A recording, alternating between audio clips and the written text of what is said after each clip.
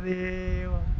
தென்னாடுடைய சிவனே போற்றி, தவர்க்கும் இறைவா போற்றி, ஏகம்பத்துரை எந்தாய் போற்றி, பாகம் பெண்ணுருவானாய் போற்றி, அண்ணாமலையம் அண்ணா போற்றி, கண்ணாரமுத கடலே போற்றி, காவாய் கனகத்திரளே போற்றி, கைலை மலையானியே போற்றி போற்றி. திருவாக்கும் செய்கருவும் கைகூட்டும் செஞ்சொற்பெருவாக்கும் பீடும் பெருக்கும் உருவாக்கும் ஆதலால் வானோரும் ஆனை முகத்தானை காதலால் கூப்போதும் கை முருகோட்டம் தரப்பாயும் மும்மதமும் ஊற்றெடுப்ப முறிவில் கோட்டு ஒரு கோட்டு மழகளிற்ற இரு கோட்டு முதுகளிரா உலவக் காட்டி பருகோட்ட நறிவேட்டு பைங்கோட்டு திணைப்புணத்து பரன் மேற்கொண்டு குறுகோட்டும் பிடைமணந்த குமரகோட்டத் தடிகள் குலத்தாள் போற்றி. உலகெலாம் உணர்ந்து ஓதற்கரியவன் நிலவுலாவிய நீர்மொழி வேணியன் அலகில் சோதியன் அம்பலத்தாடுவான் மலர் சிலம்படி வாழ்த்தி வணங்குவாம். பேயன்ன புறச்சமய பிணக்கு நூல் வழி அனைத்தும் பிழையே என்றி வாயன்மை தெளிந்து சைவ சித்தாந்த நெறி தேறி அதீத வாழ்வில் போயன்மீ அஞ்செழுத்தும் திருநீரும் கண்டிகையும் பொருளாக் கொண்ட நாயன்மார் திருக்கூட்டம் பணிந்திரைஞ்சும் பெரும்பேறு நான் பெற்றேனால். நம பார்வதி பதையே.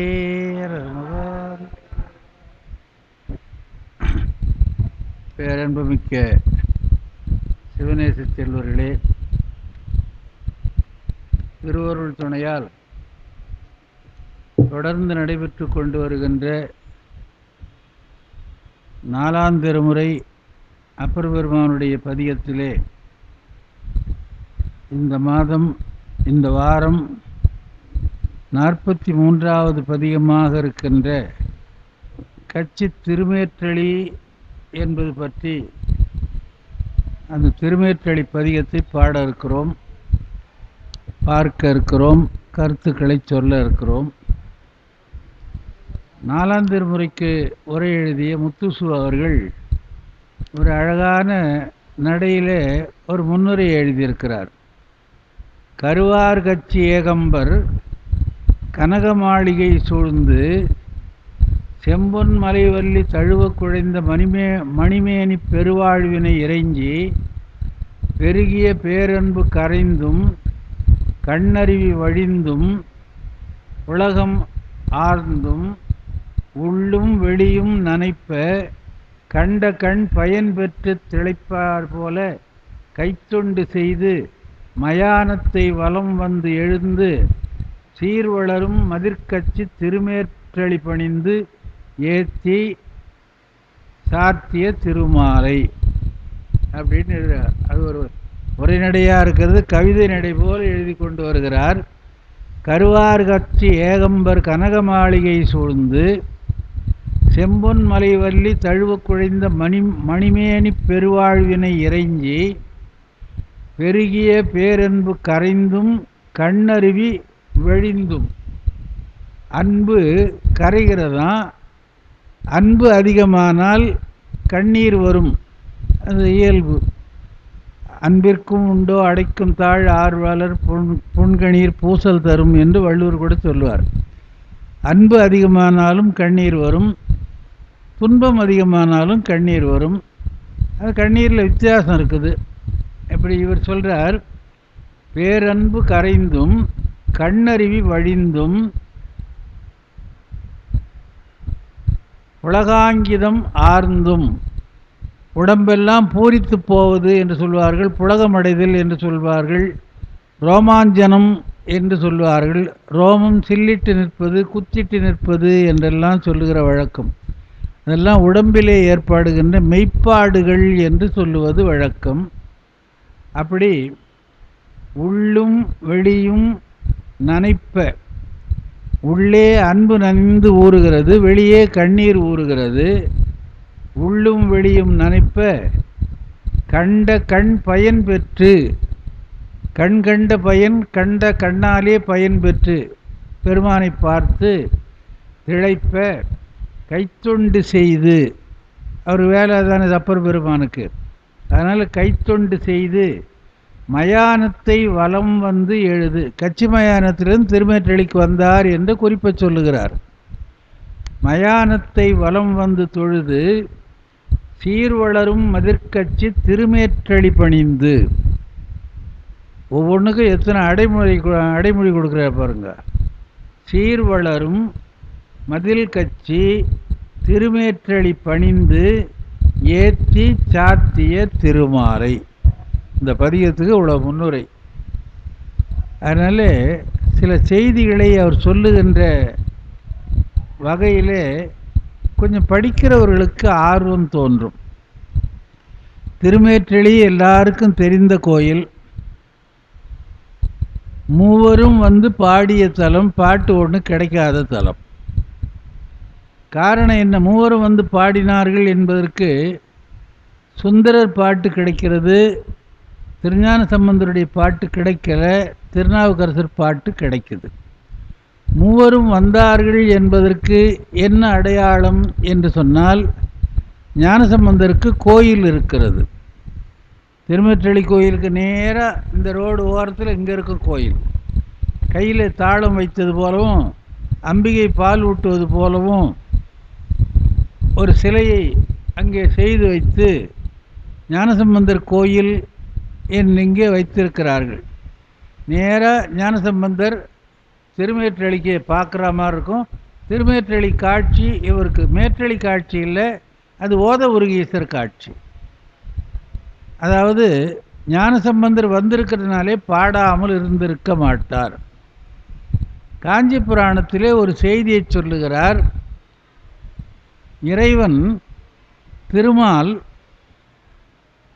இறைவன் எதிரே திருமால் தோன்றி, பெருமானே எனக்கு சிவசாரூபம் கொடுக்க வேண்டும், உங்களை போன்ற திருமேனி கொடுக்க வேண்டும், வடிவம் கொடுக்க வேண்டும்.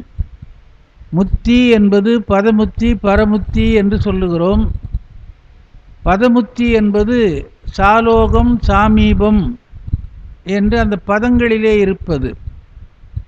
சாரூபம் என்பது சிவபெருமானுடைய வடிவமாகவே இருப்பது, முக்கண் நார்த்தோள் சடை என்று இந்த வடிவத்தோடு இருப்பது. சிவலிங்க வடிவமாகவும் இருப்பது நிலையாக இருக்கிற போது திருமால் என்ன கேட்கிறார்? எனக்கு சிவசாரூபம் வேண்டும் என்று கேட்கிறார். சிவபெருமான் அதற்கு பதில் சொல்லுகிறார். என்னுடைய அடியவன் ஒருவன் அங்கு வருவான், அவன் உனக்கு தருவான் என்று சொல்லுகிறார். காஞ்சி புராணத்தில் திருமேற்றளி படலத்திலே இந்த வரலாறு சொல்லப்படுகிறது. யாழ நின் அடியவன் வந்து நினக்கு அருள் புரிவான் அப்படின்னு சொல்கிறார். அதனாலே திருமேற்றளிக்கு வந்திருக்கிறார் ஞானசம்பந்தர், பாடியிருக்கிறார், அவர் சாரூபம் பெற்றிருக்கிறார். சாரூபம் என்பது எதை பெற்றார் என்று சொன்னால் சிவலிங்க வடிவத்தை பெற்றார்.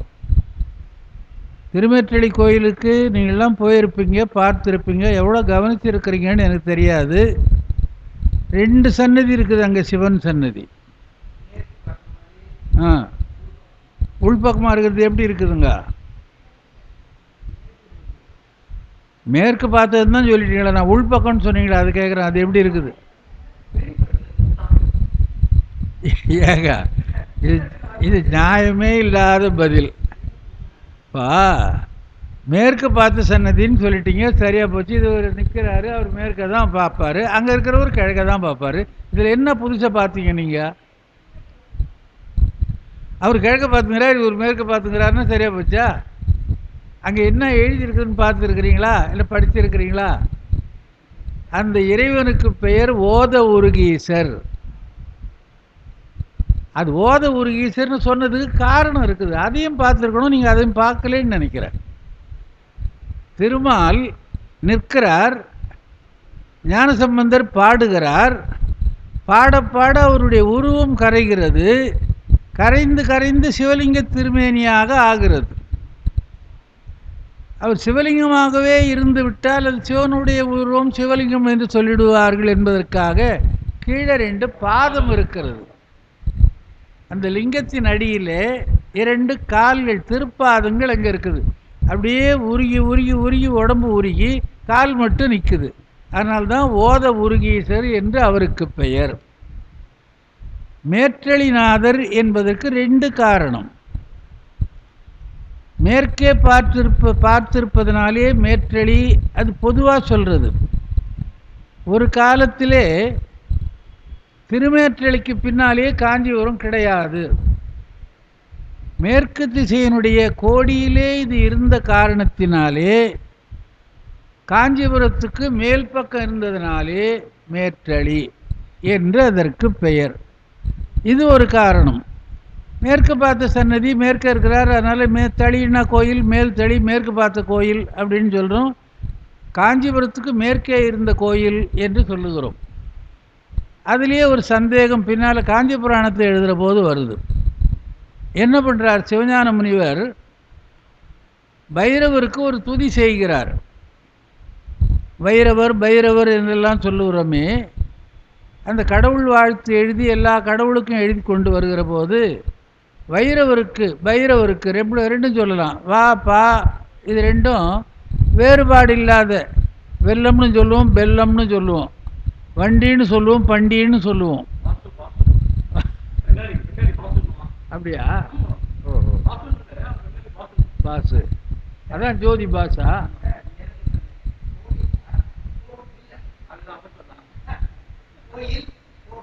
ரெண்டும் ஒன்று தான். அதாவது இல்லை, அது காரணம் சொல்லிடுறேன். கோ என்றால் இறைவனுக்கும் பெயர், அரசனுக்கும் பெயர். இல் என்பது வீடு என்ற அர்த்தம், அரண்மனை என்ற அர்த்தம், கோவில் இருக்கிற இடம்னு அர்த்தம். இல்லுன்னா இருக்கிற இடம். கோவுக்கு முன்னால் வர்ற யா வியா திரியும்னு இலக்கண விதி. அதனால கோவில்னு சொல்லலாம், கோயில்னு சொல்லலாம். கோவில் தானே எழுதணும், ஏன் கோயில் எழுதுனேன்னு கேட்கக்கூடாது. இது தானே எழுதணும், அதை ஏன் எழுதுனேன், ரெண்டும் வரும். எத்தனையோ இப்போ அன்னைக்கு வெங்கடாஜலம் வந்திருக்கிறாரா? வரல. அங்கே காஞ்சி புராணத்துக்கு வந்திருந்தார். கிழின்னு சொல்லி நான் ஒரு அர்த்தம் சொன்னேன். நான் சொல்ல, சச்சிதானந்தம் ஒரு பெரிய புராணம் நடத்துங்கிறார். அவர் கிழின்னு சொல்லி ஒரு அர்த்தம் சொன்னார். பொற்கிழின்றாங்களா தானே அப்படின்னாரு. அவர் ஆமானிட்டார். அப்புறம் அவரை கூப்பிட்டு முடிஞ்சதுக்கப்புறம் அவரை கூப்பிட்டு சொன்னேன், கிழின்னா எல்லாத்துக்கும் ஒரே அர்த்தம் இல்லை. பொற்கிழினா பணத்தை போட்டு வச்சுக்கிற பையன்னு அர்த்தம். உள்ளக்கிழியின் உருவெழுதின்னு சொல்கிற போது திரையின் அர்த்தம். கிழினா திரையின் அர்த்தம். அப்போ கிழினா எங்கே வேணாலும் கீழ்ச்சி விடலாமா? அதனாலே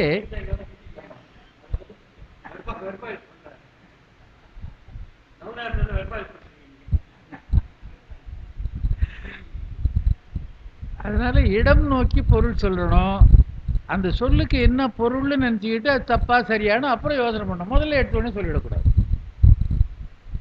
செய்திக்கு வரேன். அதனால் கோவில்னு சொல்லலாம், கோயில்னு சொல்லலாம்.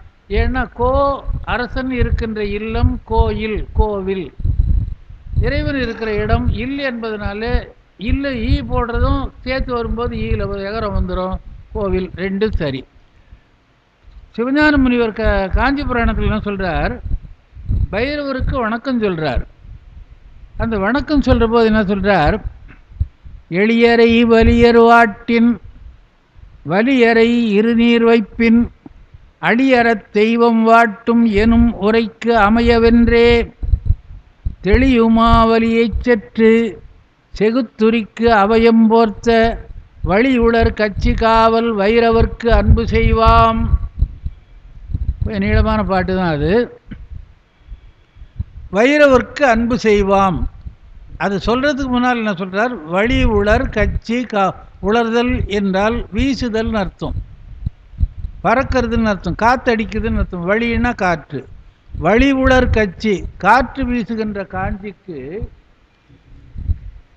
காவல் தெய்வமாக இருக்கின்ற வைரவருக்கு வணக்கம் சொல்லுவாம். வைரவர் கோயில் அந்த கோடியில் மேடை என்ற ஒன்று இருக்குது. அதாவது மகிட மரம்னு ஒரு இடம் இருக்குது. அங்கே போனால் தான், இப்படி போனால் திருப்பதி குன்றம் போவார்கள், இப்படி போனால் கதிர்பூருக்கு போவார்கள். அந்த இடத்துல ஒரு பைரவர் கோயில் இருக்குது, அதுதான் எல்லை என்று அவர் சொல்கிறார்.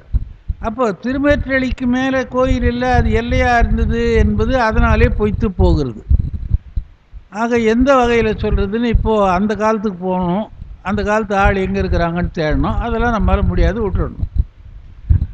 ஆகையினாலே திருமேற்றளி என்று சொல்லுகிற போது 2 கோயில், 2 சன்னதி, 2 சிவலிங்கம் இருக்கிறது. மேற்கு பார்த்தது தான் திருமேற்றளி. அப்பர் பாடியது, சுந்தரர் பாடியது, சம்பந்தர் பாடி கிடைக்காமல் போனது. ஏன் சம்பந்தர் பாடி கிடைக்காமல் போனதுன்னு சொல்கிறேன் அப்படின்னா, ஒரு காரணம், சம்பந்தர் இருக்கிறார். அவ்வளோ தூரம் வந்தவர் கோயிலை போய் பாடாமல் போவாரா? இது ஒரு காரணம். இன்னொரு காரணம் அப்புறம் சொல்கிறேன். அப்பர் வந்து தங்கினான்றதுக்கு அப்பர் சாமி மடம் இருக்குது அந்த தெரு கோடியில். கோடியில் அப்பர் சாமி மடம் இருக்கிறது. அவர் அங்கே தங்கினார் என்பதுதான் கல்வியை கரையில்லாத காஞ்சின்னு எழுதுறதுக்கே காரணம். அதையும் அப்புறம் சொல்கிறேன். அதனால் அப்பர் பாடினார், மடம் இருக்கிறது. சுந்தரர் பாடினார், மடம் இல்லை, பாட்டு இருக்கிறது. சம்பந்தர் பாடினார், கோயில் இருக்கிறது, பாட்டு இல்லை. அவர் பாடினார்னு எப்படி சொல்கிறது? திருமேற்றளிக்கும் சம்பந்தர் கோயிலுக்கும் இடையில் ஒரு கோயில் ரோட்டில் இருக்குது, நடுப்புற ஒரு கோயில். அந்த கோயிலுக்கு பேர் என்ன தெரியுமா? முத்தீஸ்வரர். உற்று கேட்ட முத்தீஸ்வரர். அதனால் அப்போ அவர் பாடினதை இவர் கேட்டுக்கிறாருன்னு தெரியுது. அதனால் பல காரணங்களாலே சம்பந்தர் பாடி இருக்கிறார், கிடைக்கல. சிலவற்றை பாடினார் கிடைக்கலன்னு சாதாரண சொல்லிட்டு போயிடுது. ஆதாரத்தோடு சொல்லலாம். சம்பந்தர் வந்திருக்கிறார், சாரூபம் கொடுத்திருக்கிறார் சிவபெருமானுக்கு, பாடி இருக்கிறார். அவர் பாடுவதை இறைவன் அங்கேருந்து முத்தீஸ்வர் என்ற பேரில், அவர் முத்தி கொடுக்குறவர் தானே, முத்தீஸ்வர் என்ற பேரில் கேட்டிருக்கிறார். இவ்வளோ வரலாறு இருக்குது அந்த முத்தீஸ்வரரில். அப்பர் சுவாமிகள் அங்கே இருந்தார், மடம் இருக்கிறது, கல்வியை கரையிலாதேன்னு பாடினு சொன்னேனே, அதுக்கு பின்னால் இருக்கிற கைலாசநாதருக்கு பக்கத்திலே தான் கடிகா என்ற பல்கலைக்கழகங்கள் அந்த காலத்திலே இருந்தது. இந்த தெருவுக்கு பின்னால், வயல்வெளிக்கு பின்னால் கடிகா. அந்த கல்வி இருக்கிற இடத்துலேருந்து அவர் பாடினதால் தான் கல்வியை கரையில்லாத காஞ்சிமா நகரம் தன்னுள் அப்படின்னு பாடினார். அது ஏகாம்பரத்தில் பாடினார், கல்வி பாடியிருக்கலாமே. அப்போ காஞ்சிபுரத்தில் அங்கே கல்வி இல்லையா அப்படின்னு சொன்னால், கடிகா இருந்த இடம், கடிகா என்பது பல்கலைக்கழகம். இங்கேருந்து தான் வடநாட்டுக்கே பேராசிரியர்கள்லாம் போனார்கள் என்று பல்லவர் வரலாறில் மா ராசமாணிக்கனார் எழுதுகிறார். அதனால் பல வகையிலே பல சிறப்பு. ஒரு இடத்துல சொல்கிறார், சேற்று வயலுக்கு நடுப்புற இருக்கிற கோயில் அப்படின்னு பேசுகிறார். உண்மையிலே சேற்று வயலுக்கு நடுப்புற தான் இருந்தது அது. நானே அந்த வீதியில் சொந்த வீடு வச்சுக்கிட்டு இருந்தவன். இப்போ சேற்று வயல்லாம் சோத்து வயலாக போச்சு, எல்லாம் வீடாக போச்சு. அந்த கோயில் குளத்தையும் இடித்து வீடாக்கிட்டாங்க. கோயில் குளமே இப்போ பாதியில் இருக்குது. அதனாலே பல காரணங்களாலே சிறப்புடைய கோயிலாக விளங்குவது திருமேற்றளி. இன்றைக்கு போகிறவர்கள் திருமேற்றளி சின்னதாக போச்சு, ஓத உருகீசர் பெருசாக போச்சு. அதனால் அப்படி போய் சுற்றிட்டு ஒரு சுற்றின்னு வராங்களே தவிர அங்கே மேற்கே இருக்கிற சன்னதியை போய் கிட்ட போய் பார்க்க முடியறதில்ல. கூட அங்கே இடமும் ரொம்ப நெருக்கமாக, அந்த எதிர நந்தியம்பெருமானை வச்சு ஒரு ஆள் உள்ளே போய் திரும்பி வர்ற மாதிரி இடத்த சின்னதாக்கிட்டாங்க. ஏன்னா அங்கேயே இருந்ததுனால அதெல்லாம் கூட இருந்து பார்த்தது என்னுடைய நண்பர் தான், ஜெகநாதன் ட்ரஸ்டியாக இருந்தால. அதனால திருமேற்றளி பல வகையிலே சிறப்புடையது. மூவர் பெருமக்களும் பாடிய தலம். ஒன்று கிடைக்கலன்னு சாதாரணமாக சொல்கிறது இல்லை, காரணத்தோடு அவர் பாடியிருக்கிறார் என்பதை நிரூபிக்கின்ற செய்திகள் நிரம்ப இருக்கிறது. இப்போ எல்லாரும் கேட்பாங்க, அநேகதங்காவதம் போய் சுந்தரர் பாடினார், ராஜவீதிக்கு அதனால் இப்படி போயிருப்பார், கச்சிபேஸ்வரம் கோயிலை ஏன் பாடலை? அது சுலபமாக சொல்லியது, பாடினது கிடைக்கல. ஆனால் அது வேறு காரணம் இருக்குது. அநேகதங்காவத்தை பாடின சுந்தரர் ஏன் கைலாசநாதர் போய் பாடலை? அதுக்கும் காரணம் இருக்குது. ரெண்டு விதம் வேண்டான்னு பாடாத விட்ட தலம், பாடி கிடைக்காது போன தலைமையில் அந்த சாக்கு அங்கே ஒத்துக்கவே ஒக்காது. அது காரணம் இருக்கிறது, அது அப்புறம் பார்த்துக்கலாம். அதனாலே அப்பர் வந்தார் பாடினார் பாடல் இருக்கிறது, சுந்தரர் வந்தார் பாடினார் பாடல் இருக்கிறது, சம்பந்தர் வந்து பாடினார் பாடல் கிடைக்கவில்லை. இந்த முன்னுரையோடு இப்போ பாடத்துக்கு வருகிறேன். அதாவது கருதரும் புகழ் அவர்க்கிடை கண்டவர் கருநோய் ஒருவிடும் ஊறு மேற்றளி என்பது ஒன்று உளதால் என்று தான் காஞ்சி புராணத்தில் சிவஞான முனிவர் ஆரம்பிக்கிறார். கருதரும் புகழ் அவற்றிடை, சொல்ல முடியாத எண்ணி பார்க்க முடியாத புகழ் உடையது அந்த கோயில் என்று சொல்கிறார். ஏன்னா எத்தனையோ சிறப்புகள் உடையது. அதனால் கருதரும் புகழ் அவற்றிடை கண்டவர் கருநோய் ஒருவி. இறைவனை எதுக்கு பார்க்குறோன்னு சொன்னால் நம்முடைய கரு நோய், பிறவி நோய் நீங்கணும், பிறவாமை வேண்டும். பிறப்பு தேவையில்லை, பிறவாமை வேண்டும். மீண்டும் பிறப்புண்டேல் உன்னை என்றும் மறவாமை வேண்டும், அம்மையார் பாட்டு.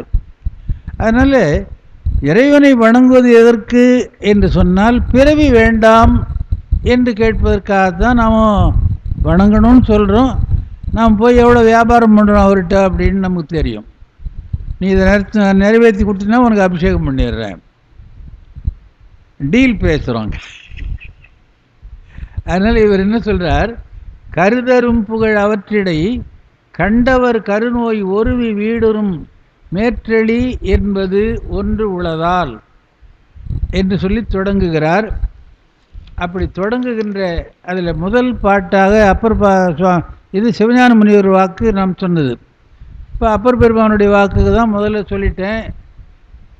அவர் கச்சி மயானத்தை தொழுது கொண்டு இங்கே வந்தார் என்று முதல்ல என்ன பண்ணுறார், மறையது பாடி முதல் பாட்டு. பிச்சைக்கு என்று அகம் திரிந்து வாழ்வார் பிறையது சடைமுடி மேல் பெய்விளையாள் தன்னோடும் கரையது கண்டங்கொண்டார் காஞ்சிமா நகர்தன் உள்ளால் இறையவர் பாடலாடல் இலங்கு மேற்றளியனாரே. இங்கே ஒரு செய்தி சொல்லணும். நமக்கு பாட்டு போட்டிருக்கிற இந்த ஜெராக்ஸில் எல்லாத்துலேயும் காஞ்சிமா நகர்தன் உள்ளார் உள்ளார் உள்ளார் உள்ளார்னு இருக்குது. நகர்தன் உள்ளார் அப்படின்னா அர்த்தம் கிடையாது.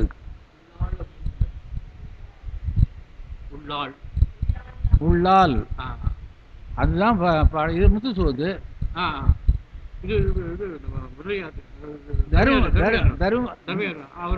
முத்துசு குறிப்பிட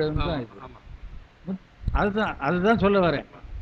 இந்த பாட்டு கடைசியில் இதுக்கு விளக்கத்தை சொல்கிற மாதிரி அந்த பாட்டில், அதாவது இதில் நான் எதுக்கு சொல்ல வந்தேன்னா, நகர்தன் உள்ளார் நகர்தன் உள்ளார் தன் என்ற நகரில் உள்ளார்னு சொன்னால் நியாயம், நகர்தன் உள்ளார்னு வருமா?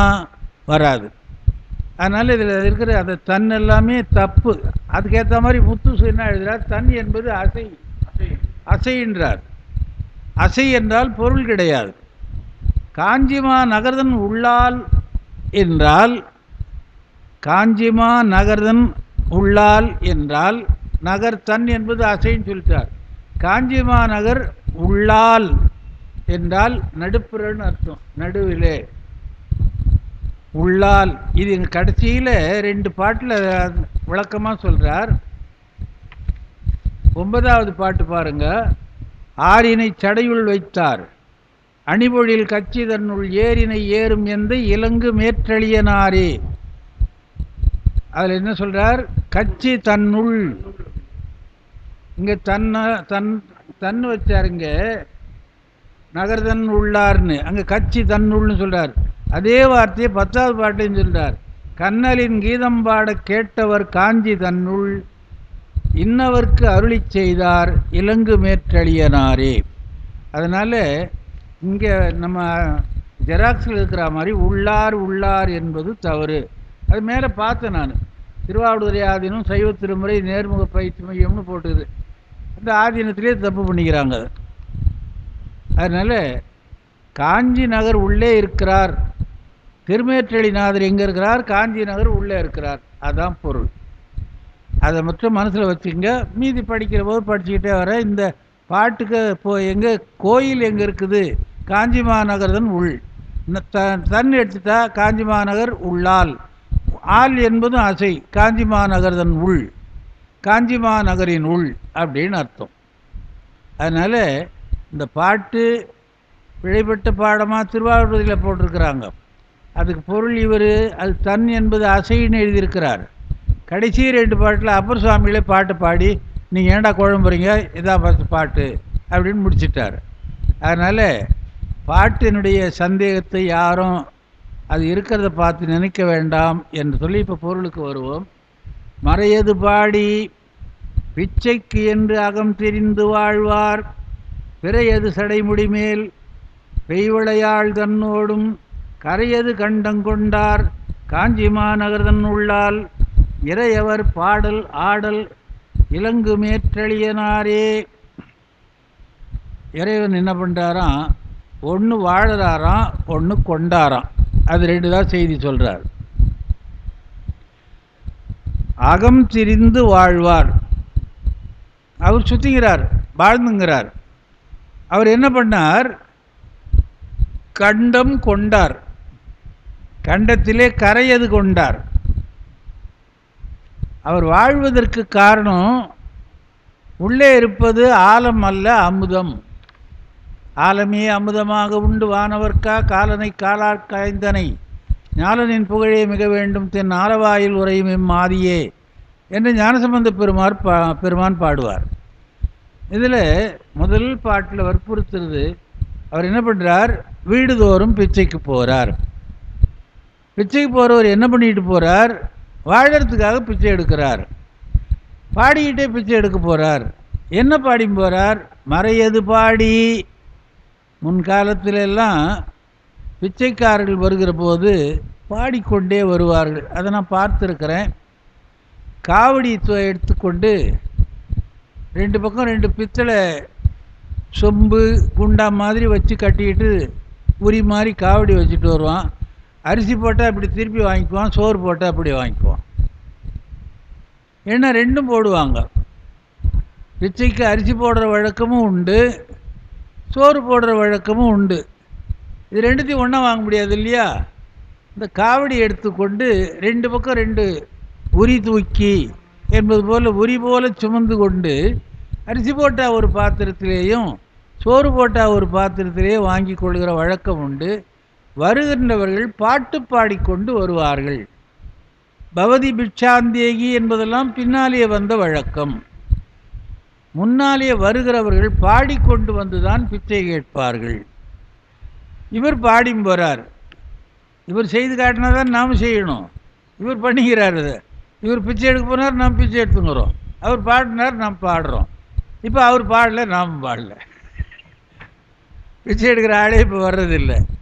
அது என்ன பாடினாராம், மறையது பாடி வேதம் ஓதியும் நாவினர் வேதனாவர் என்றெல்லாம் சொல்லுகிறோம். மறையது பாடி பிச்சைக்கு என்று அகம் திரிந்து வாழ்வார். அகம் என்றால் இல்லம், வீடு. வீடு வீடாக போய் பிச்சை எடுக்கிறார். வேதம் பாடிக்கொண்டு போய் பிச்சை எடுக்கிறார். பிறையது சடைமேடு மேல் பிறை சூடியிருக்கிறார். பெய் விளையாள் தன்னோடும் கரையது கண்டம் கொண்டார். பெய் விளையாளையும் கொண்டார், கரையும் கண்டத்திலே கொண்டார். பிறை சூடிக்கொண்டார், எல்லாத்துக்கும் கொண்டார் என்பது முடிவு. பிறையது சடைமுடி மேல் கொண்டாள், பெய் விளையாள் கொண்டார், அவளோடு கரையது கண்டம் கொண்டார். அதனால தான் முத்துசு அதில் எழுதுகிற போது வாழ்வார் கொண்டார் அப்படின்னு எழுதுகிறார். அவர் மறையது பாடி பிச்சை எடுத்து வாழறார்.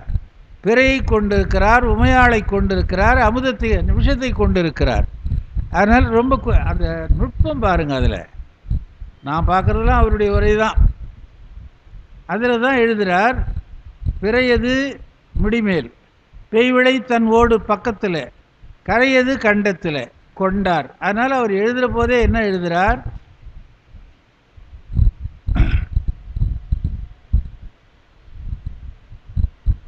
மறையது பாடி வாழ்வார், பிறையது சடைமேல் கொண்டார் அப்படின்னு கொண்டார் வாழ்வார் என்று எழுதுகிறார். அதனால் அது எப்படிப்பட்டது என்று சொன்னால், பாடல் ஆடல் இடைவிடாமல் கேட்பது. அதாவது பழைய காலத்தில் ஆலயங்களுக்கு சென்றாலே ஒரு சூழல், அங்கே இருக்கின்ற அடியார்கள் பாடுவார்கள். இப்போ நமக்கு என்ன பாடுறதுன்னு தெரியல, பாடுற பாட்டு மனசில் நிற்க மாட்டேனுது, கவனம் அதில் போக மாட்டேனுது, அந்த பாட்டு பாடுற வழக்கமும் இல்லாமல் போச்சு. அதனால் பாடல் ஆடல் இலங்குமேற்றளி என்று சொன்னால் அந்த கோயிலிலே எப்பொழுதும் ஆடல் பாடல் நிகழ்ந்து கொண்டே இருக்கும். இறைவன் சன்னிதானத்திலே சென்றால் ஒருமைப்பாடு வேண்டும். ஒரு நெறிய மனம் வைத்துணர் ஞான சம்பந்தன் என்று சொன்னது போல இறைவனுடைய சிந்தையே இருக்க வேண்டும் என்பதனாலே போகிறவர்களை வேறு கவனத்திலே செலுத்தாமல், வேறு பார்வையிலே அவர்கள் நோக்கம் போகாமல், பாடல் காதாலே கேட்டு ஆடலை கண்ணாலே கண்டு, அப்போ காதும் கண்ணும் ஒரு பக்கம் நின்று போச்சுன்னா மனசு வேலை செய்யாது. அதனால தொடு உணர்ச்சியெல்லாம் அங்கே தேவையில்லை. அதனால பாடலும் ஆடலும் அறாத காஞ்சி, அது அறாத திருமேற்றெளியது. எவ்வளோ அழகாக சொல்கிறா பாருங்க. மறையது பாடி பிச்சைக்கென்று அகம் திரிந்து வாழ்வார், திரையது சடைமேற் பெய்வளையாள் தன்னோடும் கரையது கண்டம் கொண்டார் காஞ்சிமா நகர்தன் உள்ளால் இறையவர் பாடல் ஆடல் இளங்குமேற்றெளியனாரே. இறைவர் எங்கே இருக்கிறார்? காஞ்சிமா நகரில் உள்ளார். எங்கே இருக்கிறார்? பாடல் ஆடல் இலங்கும் மேற்றெளியிலே இருக்கிறார். அன்வயப்படுத்தி பார்க்குற போது பொருள் எளிமையாக விளங்குகிறது. ரெண்டாவது பாட்டு, மாலன மாயன் தன்னை மகிழ்ந்தனர் விருத்தராகும் பாலனார் பசுபதியார் பால் வெள்ளை நீரு பூசி காலனை காலால் செற்றார் காஞ்சிமா நகரன் உள்ளார் ஏலனர் கடம்பன் தந்தை இலங்குமேற்றெளியனாரே. மாலன மாயன் அப்படின்னு சொல்றார். மாலன என்றால் மால் என்ற சொல்லுக்கு மேகம் என்று ஒரு பொருள் இருக்கிறது. ஒரு சொல்லுக்கு பல பொருள், அதான் தமிழ் இருக்கிற சிறப்பே. மால் என்றால் திருமால், மால் என்றால் மயக்கம், மால் என்றால் பெரிய, மால் அப்படின்னா பெரிய, மால்னா மேகம். இந்த இடத்துல மேகம், மாலன மாயன், மேகம் போன்ற மாயன் திருமால். மேகவண்ணன்னே அவனுக்கு பேர் இல்லையா? அந்த பேர் யாரும் நிறைய வைக்கிறது இல்லை. மேகவண்ணன் பேர் முன் காலத்தில் வச்சுருந்தாங்க, இப்போ கம்ப்யூட்டரில் அந்த பேர் வர்றதில்லை, அதனால் வைக்கிறது இல்லை. என்னங்க, கார்மேகம்னு கோனார் வச்சுருந்தாங்க, கார்மேக கோனார்னு. அவங்க தான், ஏன்னா அவங்க அந்த தொழிலே செய்கிறவங்க இல்லையா, மாடு மேய்க்கிறவங்க. அதனால் கோனார் என்பவர்கள் அந்த கார்மேக கோனார், மேக கோனார் அப்படின்லாம் வச்சுருந்தாங்க. அதில் மாலன மாயன் தன்னை மகிழ்ந்தனர். எதுக்கு மகிழ்ந்தார் சொன்னார்? அரியலால் தேவி இல்லை ஐயன் ஐயாரனார்க்கே என்று சொன்னார் இல்லையா? அந்த கருத்தை உள்ளே வைத்து மாலன மாயன் தன்னை மகிழ்ந்தனர். திருமாலை ஒரு பக்கத்திலே துணையாக கொண்டு அதனாலே மகிழ்கிறார். திருமால் ஒரு மனைவி, பார்வதி ஒரு மனைவி, நாராயணன் என்ற பக்கத்தில் அது ஒரு மனைவி. சங்கர நாராயணன் கோயில், சங்கரன் கோயில்னு பார்க்குறோம் இல்லையா? அங்கே போனால் சங்கர நாராயணன் உருவமே இருக்குல்ல. சங்கரன் என்றாலும் நாராயணன் என்றாலும் திருமால் என்றாலும் ஒன்று, ஆனால் வேறு வடிவத்தில் அங்கே ரெண்டு பேரையும் ஆளையே காட்டுறாங்க. அதனாலே அரியலால் தேவி இல்லை. அப்போ அரியலால் தேவி இல்லைன்னா இவங்க என்னன்னா, இந்த அம்மா இல்லாத அவர் இல்லைன்னு பாடுறார். அவளன்றி ஐவரால் ஆகுவது உண்டு என்று அபிராமி அந்தாதியோ கலித்துறை அந்தாதியிலையோ ஒரு பாட்டு இருக்குது. அவள் தான் ஆதிசக்தியாக இருந்து 5 பேரையும் இவ தான் தோற்று வைக்கிறாள் என்று வருகிறது. அது ஏன் அப்படி சொல்கிறாங்க, தப்பு இல்லையா என்று சொன்னால், ஒவ்வொரு சமயமும் தம்முடைய சமயத்து கடவுளுக்கு முக்கியத்துவம் கொடுக்கிற போது, முதன்மை கொடுக்கிற போது, தலைமை கொடுக்கிற போது, நான் சொல்கிறேன், எங்கள் பையன் மாதிரி படிக்கிற ஆள் யார் இருக்கிறான், அவனுக்கு கிட்டவே வர முடியாது அப்படின்னு நான் சொல்கிறேன். என் பையன் பெருமை உடையவன்னு நான் சொல்லிக்கணும். அப்படியே அன்பழகன் சொல்கிறார், என் பையனை மாதிரி யார் படிப்பாங்க அப்படின்னு ஐயா சொல்கிறார். அது மாதிரி அப்போ படிக்கலையா, எல்லாம் பொய் சொல்கிறாங்கன்னா அந்தந்த அளவுக்கு அவர்கள் படித்திருக்கிறார்கள். எல்லாத்தையும் ஒன்றா சேர்த்து வைக்கிற போது சொல்கிறதே இல்லை. 3 பேரும் ஒன்றா சேர்ந்து எங்கள் பையன்லாம் எல்லாரும் ஒரே மார்க் வாங்கினாங்கன்னு சொல்லுவாங்களா? சொல்ல முடியாது. இப்போது சமயத்தை நம்ம 6ஆக பிரித்து விட்டோம், ஷண்மதம்னு. அது பின்னால் வந்த வம்பு. அதாவது ஏகன் அநேகன் இறைவன் அடிவாழ்க அப்படின்னு மாணிக்கவாசகர் சொன்னார். இறைவன் ஒருவனே, ஒன்றே குலமும் ஒருவனே தேவனும். திருமூலர் சொல்கிற போது ஒன்றவன் தானே, இரண்டவன் இன்னருள். அப்போ ஒன்று தான், உலகம் முழுக்க ஒருவன் தான். அதனால தான் நம்ம தென்னாடுடைய சிவனே போற்றி எந்நாட்டவர்க்கும் இறைவா போற்றி. அவன் ஒருவன்தான் இறைவன். ஒருவன் என்னும் ஒருவன் காண்க. அப்போ மீதி கடவுள்லாம் என்னாச்சு அப்படின்னா, இப்போ எங்கள் வீட்டுக்கு வேலைக்காரனாக ஒருத்தர் வந்துச்சுக்கிறேன். அந்த வேலைக்காரனை 2 நாள் சாவி அவங்ககிட்ட கொடுத்துட்டு நாங்கள் ஊருக்கு போய் வரோமா பத்திரமா பார்த்துன்னு போகிறேன். அப்போ அவன் எங்கள் வீட்டுக்காரன்னு சொல்லாமல நான் தான் அந்த வீட்டில் இருக்கிறேன் நான் தான் அப்படின்னு சொன்னால் அப்போ யார் தடுக்க முடியும் அவனை? அந்த மாதிரி முதலிலே இருந்தவன் இறைவன் ஒருவனே, அவனுடைய சக்தியை தவிர வேற ஒன்றும் கிடையாது. அப்படி இருந்தபோது இப்போ பின்னால் மதங்களெல்லாம் பார்க்குறோமே, அது பின்னால் தோன்றிய மதம்னு சொல்கிறோமா இல்லையா? கிறிஸ்தவ மதம் தான் உயர்ந்தது, அதுதான் உலகம் பூரா இருக்குதுன்னு இன்றைக்கி சொல்கிறோம். அந்த கிறிஸ்தவர்கள் வாழ்கிற நாட்டிலே சிவன் கோயிலை பார்க்குறோமா இல்லையா? இப்போ புத்த மதம் புத்தர் வந்தது பின்னாலே வந்தது, நபிகள் வந்ததுக்கு பின்னாலே இஸ்லாம் மதம் வந்தது. அதுக்கு முன்னே அப்போ மதமே இல்லையா? இருக்குது. அதைத்தான் நம்ம பெரியவங்க சொல்லி வைத்தார்கள், எல்லா உலகமும் ஆனாய்மையே. எல்லா இடத்திலும் பரவி இருக்கின்றவன் ஒரு தான். தென்னாடுடைய சிவனையை போற்றி எந்நாட்டவர்க்கும் இறைவா. Europe, Africa, America, Iran, Iraq, gulf countries என்னன்னு சொல்கிறோமே, எல்லா இடத்துலையும் கோயில் இருக்குது சிவனுக்கு. அப்போ அவன் ஒருவன் தான். அப்படி ஒருவனாக இருக்கிற போது சாக்தம், கௌமாரம், சௌரம், கணாபத்தியம், வைணவம் என்று வந்தபோது அதுக்கு முதன்மை கொடுக்கிற போது இது கொஞ்சம் கொஞ்சமாக பின்னால் போச்சு. இப்போ வேற எங்கேயோ சொல்லி போகிறேன். சித்தியார் என்ன சொல்லுது, யாதொரு தெய்வம் கொண்டீர் அத்தெய்வமாகிய அங்கே மாதொரு பாகனார் தான் வருவர். அது என்ன அவருக்கு அவ்வளோ முக்கியத்துவம்? மற்ற தெய்வங்கள் இறக்கும் பிறக்கும் மேல் வினையை செய்யும், ஆதலால் அவையிலாதான் அறிந்து அருள் செய்வன். இப்போ இந்த வார்த்தைக்கு யார் பதில் சொல்கிறது? மற்ற தெய்வங்கள் பிறக்கும் இறக்கும் மேல்வினை செய்யும். சிவபெருமான் எங்கன்னா பிறந்தான் இறந்தானுக்குதா? பிறக்கலை. சிவபெருமான் தான் பிறக்கலையான்னா இன்னொருத்தனும் பிறக்காதவன் இருக்கிறான். யாருன்னா முருகன். அது அவனுடைய அம்சமாக வந்தது. 6 வகை பிறப்பு 4 வகை பிறப்பு என்றெல்லாம் சொல்கிறோமே, அப்படி வந்ததில்லை. அதனாலே கந்தபுராணத்தில் அப்படி தான் வருது. ஆதலின் நமது சக்தி அருமுகன் அவனும் யாமும் வேதகமென்றால் நம்போர் பிரிவிலன் யாண்டும் நின்றான் வேண்டினருக்கு முத்தியும் அருளவல்லான். நான் தான் முத்தி கொடுப்பேன், அவனும் முத்தி கொடுப்பான். அது மட்டும் வேறுபாடு இல்லாத ஒன்றாக வருகிறது. அதுதான் அருணகிரியார் பாடுறார், செம்மான் மகளை திருடும் திருடன் பெம்மான் முருகன் பிறவான் இரவான். இவன் பிறவாதவன் இரவாதவன், அவன் பிறவாதவன் இரவாதவன். பிறவாதவனால் தான் பிறவி இல்லாமல் பண்ண முடியும். நான் போய் 10 ரூபா கடன் கேட்கும்போது நானே 10 ரூபா ஓணுமான்னு யார் கொடுப்பான்னு 10 ரூபாய்க்கு பார்த்துங்க, 5 ரூபாய்க்கு பார்த்துங்கிற, நீ வந்து என்னை 10 ரூபா கேட்குற அப்படின்னு சொன்னால் அது பிரயோஜனம் இல்லாத வேலை. அந்த மாதிரி இறைவன் ஒருவன், அவனுக்கு சக்தி இருக்கிறது. அந்த சக்தியை இப்படி சொல்லுகிறோம், திருமால் சக்தியாக இருக்கிறார். அந்த சொல்கிறது தான் சொல்கிறார், மாலன மாயன் தன்னை மகிழ்ந்தனர். திருமாலை மனைவியாக கொண்டு சக்தியாக கொண்டு மகிழ்ந்தார்.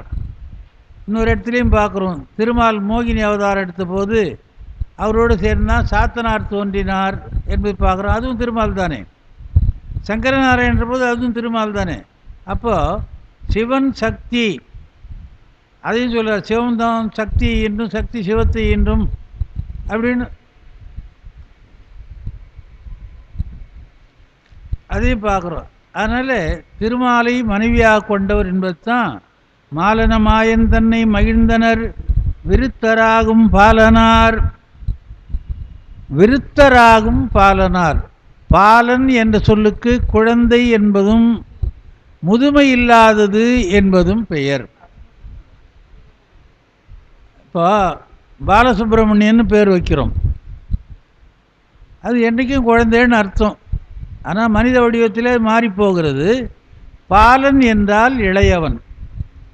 அப்போ பாலனாகும் விருத்தனார் என்றால் இவர் என்றைக்கோ தோன்றியவர், தோற்றம் அறியாதவர், அதனால் விருத்தராக இருக்கிறார். இவர் என்ன பண்ணார், பாலராகவும் ஆகிறார். திருவிளையாழ்ப்பாணத்தில் விருத்த குமார பாலரான படலம் என்று ஒரு படலம் வரும். மனித இயற்கைக்கும் இறை இயற்கைக்கும் மாறுபட்டது இந்த செய்தி. நாமெல்லாம் குழந்தையாக தோன்றுகிறோம், இளையவர்களாக வளருகிறோம், முதியவர்களாக மாளுகிறோம். அவர் என்ன பண்ணார், முதியவராக வந்தார், உபசரித்தாள் அந்த பெண்ணு. உடனே குமார பருவத்தில் வந்தார். ஐயோ தினம் இது ரொம்ப போச்சு அப்படின்றார். அந்த நேரத்தில் மாமியார் மாமனார் வெளியிருந்து வராங்க, உடனே குழந்தையாயிடுறார். திருவிளையாழ்ப்பாணம் சொல்கிற போது இந்த கேட்டிருப்பீங்க, இல்லாட்டா வீட்டு இருந்தால் படித்து பாருங்கள், விருத்தகுமார பாடுறான படம். அது ரொம்ப வம்பான படலம் அது. அதனால் இறைவன் என்ன பண்ணுறார், விருத்தனாக ஆகிறவர், என்றைக்கும் இளையவர் என்று இருக்கிறது போய் இப்படி மாறுபட்ட செயலும் உடையவர் என்பதனால விருத்தராகும் பாலனார் பசுபதியார். பசுபதி என்பது இன்றைக்கு பெயராக கொள்ளுகிறோம். உயிர்களுக்கெல்லாம் தலைவன். பசு என்பது உயிர். அது என்ன பசுன்னு உயிர், எருமண்ணா உயிர் இல்லையா, குதிரைண்ணா உயிர் இல்லையா அப்படின்னு கேட்கலாமே. அப்படின்னா பசு என்றால் கட்டப்படுவதுன்னு அர்த்தம். பச் என்ற சொல் வட சொல்லுக்கு கட்டப்படுவதுன்னு அர்த்தம். கட்டப்படுவது உயிர்கள் எப்படின்னா ஐம்புலன்களாலே கட்டப்பட்டிருக்கிறது, பாவ புண்ணியங்களாலே கட்டப்பட்டிருக்கிறது. கட்டப்படுவதனாலே இது பசு, இதற்கெல்லாம் தலைவர் அவர், அதனாலே பசுபதி. பசுபதியார் பால் வெள்ளை நீர் பூசி காலனை காலால் செற்றார். செய்தி தெரியும். பால் வெள்ளை நீர் திருநீர் பூசியவர், யமனை உதைத்தவர். காஞ்சி மாநகரதன் உள்ளால் ஏலனர் கடம்பன் தாதை இலங்குமேற்றளியனாரே. இங்கே அவரே அந்த செய்தியை சொல்லிடுறார். ஏலனர் கடம்பன் தாதை, அதாவது சேந்தனை கந்தனை கந்த கடம்பனை கார்மயில் வாகனனை என்று கந்தர் அலங்காரத்தில் ஒரு பாட்டு வரும். கந்தனை மகனாக உடையவர். அதனாலே அந்த அலங்காரத்தில் ரொம்ப விரிவாக எழுதுகிறார் ஒருத்தர் உரை. முருகப்பெருமானுக்கு சேந்தன் என்பது ஒரு பெயர், சேந்தன் என்று பெயர், கந்தன் என்பது பெயர், கடம்பன் என்று பெயர். எல்லா பொருளும் எல்லா சொல்லும் பொருள் குறித்தனவே என்பது தொல்காப்பியம். அந்த மாதிரி எல்லா சொல்லுக்கும் ஒரு அர்த்தம் இருக்குது. கடம்பன் என்றால் கடம்ப மலர்களை சூடியவன், சேந்தன் என்றால் சிவந்த நிறம் உடையவன். அது மாதிரி இங்கே என்ன சொல்கிறார், கடம்பன் தாதை ஏலம் நல் கடம்பன். ஏலம்னா மணம்னு அர்த்தம். மணமுள்ள கடம்ப மலர்களை அணிந்தவாகிய முருகனுக்கு தாதை. அந்த தாதையாக இருக்கின்ற சிவபெருமான் விளங்குகின்ற இடம் திருமேற்றளி என்று சொல்லுகிறார். அடுத்தது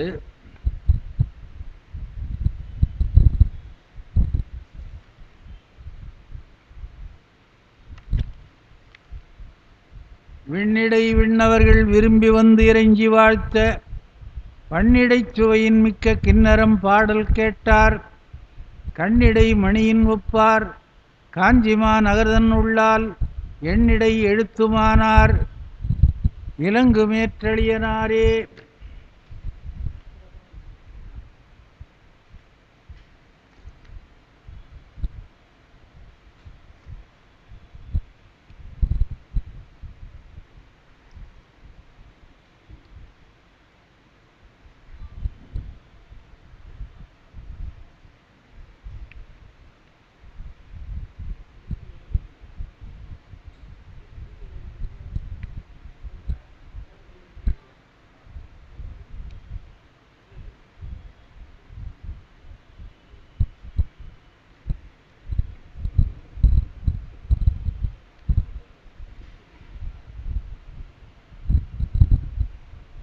மூன்றாவது பாடல்.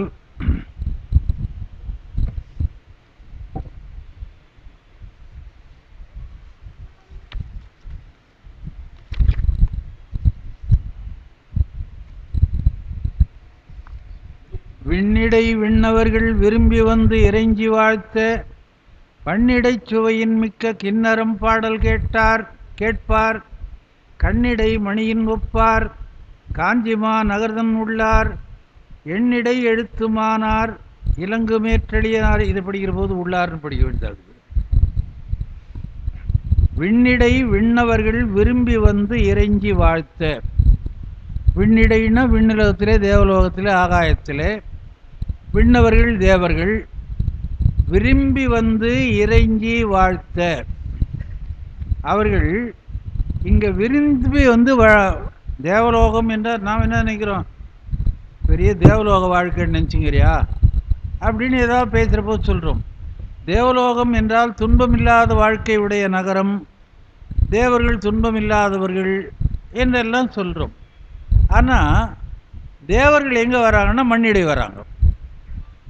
விண்ணகத்தேவரும் நன்னவும் மாட்டா விழுப்பொருளே என்று திருவாசகத்தில் ஒரு வரி வருகிறது. வானத்தில் இருக்கிற தேவர்களோட மண்ணிடை வந்து வந்து அரணை அர்ச்சிப்பர் என்று வருகிறது. வானுலகத்திலே போனால் அது கொஞ்ச நாளைக்கு இருக்கிற பதவி, அது பின்னால் கர்மத்தை அனுபவிக்கிறதுங்க தான் வந்துடணும். ஏன்னா இது கர்மபூமி என்றே பெயர். தொல்காப்பியத்தில் நன்னூரில் இந்த கருத்தோட ஒரு சூத்திரம் சொன்னார்கள். இப்போ உலகத்தில் இருக்கிற பொருள்களை உயர்திணை அக்ரிணை அப்படின்னு ரெண்டாக பிரிக்கிறோம். உயர்திணை என்றால் உயர்ந்தது, அக்ரிணை என்றால் தாழ்ந்தது. இந்த தாழ்ந்ததில் யார் உயர்திணை யார் அக்ரிணை என்று இலக்கணம் சொல்லணும். அதுக்கு நன்னூல் இலக்கணம் என்ன சொல்றார், மக்கள் தேவர் நரகர் உயர்திணை. 3 பேரில் அடக்கிட்டார். மக்கள் தேவர் நரகர் உயர்திணை. மக்களாக இருக்கிறவங்களாம் உயர்திணை, தேவர்களாக இருக்கிறவர்கள் உயர்திணை, நரகத்தில் இருக்கிற ராட்சசர்களோ யாரோ என்னமோ உயிரோடு இருக்கிற மனிதர்கள் போன்றவர்கள்லாம் உயர்திணை. பின்னர் ஒரே வழியாக எல்லாத்தையும் அடிச்சு விட்டார். மற்ற உயிர் உள்ளவும் இல்லவும் அக்ரிணை. உயிர் இருக்குது, மாடுக்கு இருக்குது, நாய்க்கு இருக்குது, கழுது இருக்குது, மரத்துக்கு உயிர் இல்லை, இந்த மைக்குக்கு உயிர் இல்லை, உயிர் இருக்குதோ இல்லையோ மீதியெல்லாம் பூரா அக்ரிணை. மக்கள் தேவர் நரகர் உயர்திணை. இது சொல்லிட்டாங்க. இது சரின்னு போட்டால் நமக்கு அதில் எத்தனை சந்தேகம் வருமோ தெரியாது. இந்த சந்தேகம் வரக்கூடாதுன்னு ஒரே எழுதுகிறாங்க. மக்கள் தேவர் நரகர் உயர்திணை என்று மக்களை முன்வைத்து கூறினார். ஏண்டா மக்களை சொல்லணும்? தேவர் நரகர், தேவர் மக்கள் நரகர்னு சொல்லலாம் இல்லையா? இல்லை தேவர் நரகர் மக்கள் அப்படின்னு சொல்லலாம், மாற்றி சொல்லலாம்ல. தேவரை முதல்ல வச்சு அவங்க உயர்ந்தவர்கள் இல்லையா அப்படின்னா அதுக்கு ஒரு காரணம் சொல்கிறார். மக்களாக மண்மேல் பிறந்து தாம் செய்கின்ற நல்வினை பயனாலே தேவராவதும், தாம் செய்கின்ற தீவினை பயனாலே நரகராவதும் மக்களுக்கு உரியதனாலே அதை முதல்ல வைத்தார். மக்கள் தேவர் நரகர் என்றால் மக்களாக பிறந்தவர் தாம் செய்த நல்வினையினாலே தேவராக போவதும், மக்களாக பிறந்தவர்கள் தாம் செய்த தீவினையினாலே நரகலோகம் போவதும் உண்மையின் காரணமாக மக்களை முதலிலே வைத்தார். அப்போ தேவரா போகணுன்னாலும் நரகடா போகணுன்னாலும் பூமி தான். அதனால்தான் விண்ணகத்தேவரும் நன்னவும் மாட்டா விழுப்பொருளே உமது அழுப்படியேங்கள் மண்ணகத்தே வந்து வாழச் செய்தானே. கர்ம பூமி, வினையை கழிக்கின்ற பூமி, அதனாலே இதுதான் சிறந்தது என்று சொல்லுகிறார்கள். அது சொல்றார், விண்ணிடை விண்ணவர்கள் விரும்பி வந்து இறைஞ்சி வாழ்த்தி பண்ணிடை சுவையின் மிக்க கின்னரம் பாடல் கேட்டார். வந்த தேவர்களெல்லாம் பாடுகிறார்கள். அந்த பாடலை பெருமான் கேட்கிறார். கின்னரம் என்பது ஒரு யாழ் போன்ற இசைக்கருவி. அதை வாசிக்கின்றவர்களுக்கு கிண்ணறர்கள் என்று ஒரு ஜாதியார், பாணர் என்று ஒரு ஜாதி. யாழ் வாசிக்கிறதுனாலே யாழ்ப்பாணர் என்று அவருக்கு பெயர். அந்த இனத்தவர் வாழ்ந்த இடம்தான் சிலோனில் யாழ்ப்பாணம் என்ற இடம். இசையிலே வல்லவர்கள் பாணர்கள். திருநீலகண்ட யாழ்ப்பாணர் சம்பந்தர் கூடவே வந்தார் என்று பெரிய புராணத்தை வரலாறு படிக்கிறோம். அந்த யாழ் வாசிக்கின்ற பாணர்கள் இருக்கின்ற இடம் பாணச்சேரி, பாணர்சேரி என்று புறநானூற்றில் வருகிறது. பாண்சேரி, பாணச்சேரி, பாணர்சேரி மூன்றும் வருகிறது. அதாவது என்னென்ன இலக்கணம் இருக்குதோ அதெல்லாம் அதில் படிச்சிடலாம். அதனால தான் இப்போ யாருமே படிக்கிறது இல்லை அது. அதனால் தேவர்கள் இங்கே வருவதனாலே தேவர்களுக்குள்ளே ஒரு பிரிவாக இருக்கின்ற கிண்ணறம் என்ற யாழை நரம்பு கருவியை இசைத்து வந்து அவர்கள் பாடுகிறார்கள். திருமேற்றளியில் உட்கார்ந்துருக்கிற பெருமான் இனிமையாக அதை கேட்கிறாராம். அப்படிப்பட்ட தேவர்கள் பாடுகின்ற இடமாக அமைந்திருக்கின்ற திருமேற்றளியிலே பெருமான் இருக்கிறார் என்று அதில் சொல்லுகிறார். அதுக்கு மேலே அவர் எப்படி இருக்கிறாராம்? முதல்ல சொன்னார், விண்ணிடை விண்ணவர்கள் விரும்பி வந்து இறைஞ்சி வாழ்த்தி பன்னிசை சுவையின் மிக்க கிண்ணறம் பாடல் கேட்டார். கண்ணிடை மணியின் ஒப்பர். கண்ணிருந்தால் பிரயோஜனம் இல்லை, கண்மணி இருக்கணும். கண்ணில் சிறந்த உறுப்பில்லை என்று சொன்னாலும் அந்த கண் என்பது கண்ணிலே இருக்கிற லென்ஸு, விழி, திரை அப்படின்லாம் சொல்கிறோமே, அதுதான் குறிக்குது. அதனால் கண் இருந்தால் போதாது, கண்மணி தேவை. கண்ணிடை மணியை ஒப்பாய் காஞ்சிமா நகர்தன் உள்ளால் எண்ணிடை எழுத்துமானார் இலங்கு மேற்றளியனாரே என்று சொல்லுகிறார். அதனால் தேவர்களெல்லாம் வந்து பாடுகின்ற இடமாக, இசை பாடுகின்ற இடமாக, அந்த இசையை கேட்டு மகிழ்கின்ற பெருமான் இருக்கின்ற இடமாக திருமேற்றளி இருக்கிறது என்று அந்த பாடலில் சொல்லுகிறார். கண்ணுக்கு அவசியமாக இருப்பது மணி என்பதனால்தான் கண்மணி என்றே அழைக்கிறோம். அவ்வளோ சிறந்த உறுப்பு இருப்பதற்காக அது சொன்னார். 4வது பாட்டு. கண்ணானாய் மணியானாய் கருத்த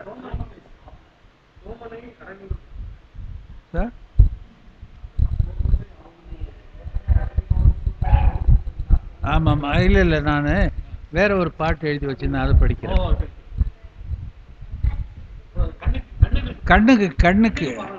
கண்ணுக்காக எழுதி வச்சிருக்கிற பாட்டு அது. கண்ணிடை மணி ஒப்பாயிருக்கு. கண்ணானாய் மணியானாய் கருத்தானாய் அறுத்தானாய் எண்ணானாய் எழுத்தானாய் எழுத்தினுக்கு இயல்பானாய் விண்ணானாய் விண்ணிடையே புறமுன்றெரித்த வேதியனே அண்ணான ஐயாரற்கு ஆளாய் நான் உய்ந்தேனே என்று அப்பர் பாட்டு. அது கண்ணானாய் மணியானாய்ன்னு சொல்கிறது. கண்ணு வேற மணி வேற என்பதை பிரித்து காட்டுகிறான்றதுக்காக உதாரண பாட்டு தான் எழுதி வச்சுக்கிறேன். 4வது பாட்டு அதுதான். அதனால் கண்மணி எவ்வளவு சிறந்தது என்பதை சொல்லுகிறார். சோமனை அரவினோடும் சூழ்தர கங்கை சூடும் வாமனை வானவர்கள் வலங்கொண்டு வந்து போற்ற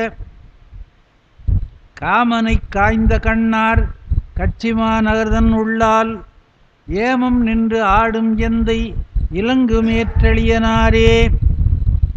சோமனை அரவினோடும் சூழ்தர கங்கை சூடும். சோமன், அரவு, கங்கை, இது வழக்கமான செய்தி. சோமன்னா சந்திரன், அரவு பாம்பு, சூழ்தர அது சுற்றி இருக்க நிலவு இருக்கிறது, நிலவை சுற்றி அரவு இருக்கிறது, கங்கை உள்ளே இருக்கிறா, கங்கையும் நிலவையும் சேர்த்து அரவு சுற்றி இருக்கிறது. தலை அலங்காரம் பார்க்குற போது அப்படி தானே பார்க்குறோம். தலைக்குள்ளே சொறி வச்சுக்கிற மாதிரி உள்ளே இருக்கிற மாதிரி அதை சுற்றி பாம்பு உடம்பு வர்ற மாதிரி. சோமனை அரவினோடும் சந்திரனை பாம்போடும் சூழ்தர சுற்றி வைத்து கங்கை சூடும், கங்கை தலையிலே தாங்குகின்ற வாமனை. வாமன் என்றால், வாமம் என்றால் இடப்பாகம், இடப்பாகத்தில் இருக்கிற சக்தி என்பதனாலே சக்திக்கு உரியதாக வாமனை என்றால் சக்தி பாகத்தை உடையவன், சக்தியை உடையவன். வா சி வா என்று சொல்கிற போது சி என்பது சிவமும் வா என்பது சக்தின்னு சொல்கிறோம். அதனால் அரியலால் தேவி இல்லை என்று சொல்வதோடு ஏதோ திருக்குறுகை விரட்டு பாட்டு அதை நினச்சி வச்சு இங்கே குறிக்காத விட்டுருக்கிறேன். வாமன்னா சக்திமான் அர்த்தம், வலம் உள்ளவன், வலம்னாலே சக்தி. வாமன் இடப்பாகத்திலே சக்தியை கொண்டு அதனாலே பலசாலியாக இருக்கின்றவன் சக்திமான். அதுதான் எல்லாம் செய்ய வல்ல கடவுளே தேவதேவே என்று தாய்மானவர் பாடுறார். வாமனை வானவர்கள் வலங்கொண்டு வந்து போற்ற மூணாவது பாட்டிலே அதான் சொன்னார். விண்ணிடை விண்ணவர்கள் விரும்பி வந்து இறைஞ்சி வாழ்த்தேன்னு சொன்னார். அப்போ திருமேற்றடி தேவர்களெல்லாம் வந்து வழிபடுகின்ற இடமாக இருந்திருக்கிறது. இப்போ நாமெல்லாம் வந்த உடனே இந்த தேவருக்கு முன்னால் நாம் இருக்க முடியாதுன்னு அவங்களாம் ஓடிட்டாங்க. வானவர்கள் வலங்குண்டு வந்து போற்ற காமனை காய்ந்த கண்ணார், எளிமையாக பொருள் தெரியும். காமனை காய்ந்த கண்ணார், நெற்றிக்கண்ணை உடையவர். காஞ்சி மாநகர் தன்னுள்ளால், காஞ்சி மாநகரத்திலே, காஞ்சி மாநகர் உள், நகரின் உள் அப்படின்னு அர்த்தம். காஞ்சி மாநகர் உள்ளால் என்று வருகின்ற இடங்களெல்லாம் காஞ்சி நகர் உள் அப்படின்னு சொன்னால் அது சரியாக போச்சு வார்த்தை. அதான் பொருள் அதுக்கு. காஞ்சி மாநகர் தன்னுள்ளால் ஏமம் நின்று ஆடும் எந்தை இலங்கு மேற்றளியனாரே. இந்த ஒரு வார்த்தை ரொம்ப அருமையான வார்த்தை. ஏமம் என்பது, ஏமம் என்ற சொல்லுக்கு 14 அர்த்தம் எழுதுகிறாங்க அகராதியில்.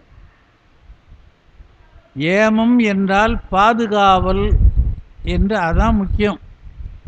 அதுக்கு அடுத்தது இன்பம் என்பது. ஏமம் என்பதற்கு அகராதியில் எவ்வளோ எழுதியிருக்கிறாங்க பாருங்க.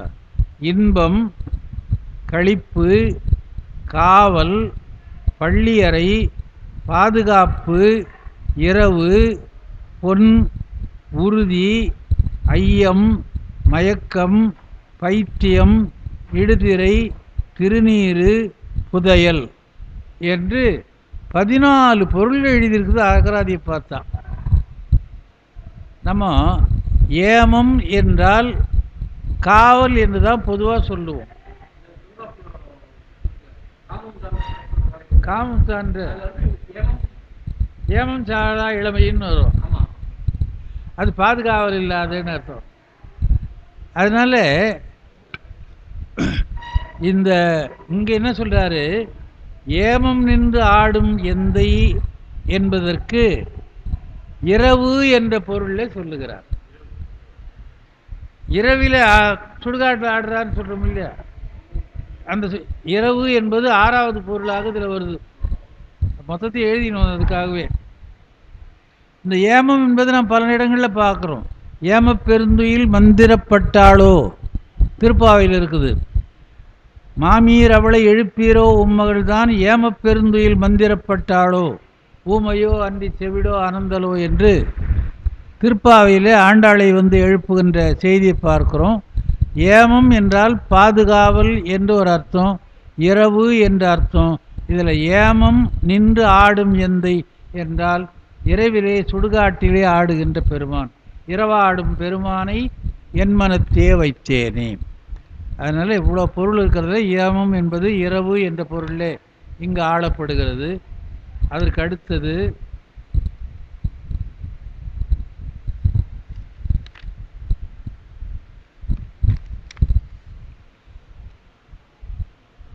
ஊனவர் உயிரினோடு உலகங்கள் ஊழியாகி தானவர் தானமாகி தனஞ்சயனோடு எதிர்ந்த கானவர் காளகண்டர் காஞ்சி மாநகர் தன்னுள்ளால் ஏனமக்கோடு பூண்டார் இலங்கு மேற்றளியனாரே.